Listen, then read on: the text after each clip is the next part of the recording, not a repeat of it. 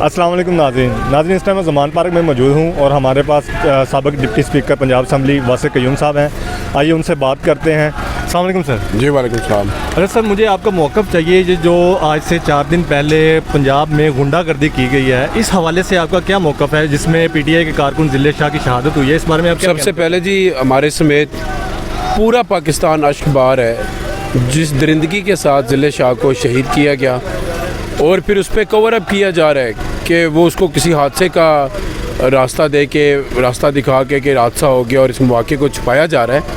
बल्कि ज़िले शाह के ऊपर दहशतगर्दी, ये दहशतगर्दी है। एक बंदा वो स्पेशल था और पोस्टमार्टम रिपोर्ट के मुताबिक 26 जगहों के ऊपर जिस बंदे के तशद्दुद के निशान आए हों, उसकी हड्डियां तोड़ी गई, उसकी रिब्स को तोड़ा गया, उसके हाथों की उंगलियां तोड़ी गई सारी, उसको 26 डिफरेंट जगहों के ऊपर तशद्दुद किया गया। और मैं आपको एक और बात बताना चलूँ कि अरशद शरीफ पे भी ऐसे ही हुआ था तशद्दुद। ये प्लान्ड एक्टिविटी थी और ये प्लान्ड एक्टिविटी इसलिए थी कि खौफ और राज फैलाया जाए कि अवाम इमरान खान का साथ छोड़ दे। तो मैं ये सिर्फ देखना चाह रहा हूँ कि क्या इमरान खान की मकबूलियत इससे बढ़ती है या कम होती है।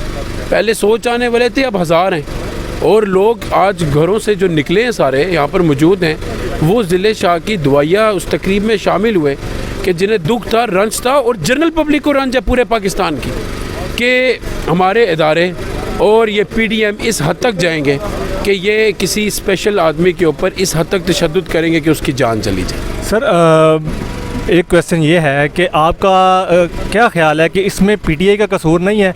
अगर 25 मई के वाक़े के बाद उन किरदारों को जिन्होंने 25 मई का वाक़या किया उनको सज़ाएं दी गई होती तो आज ये दोबारा रिपीट ना होता। हम 25 मई के फ़ौरन बाद जब गवर्नमेंट में आए तो हमने उसी टाइम कह दिया था कि हमारी गवर्नमेंट 1 महीने के अंदर डिज़ोल्व हो जाएगी।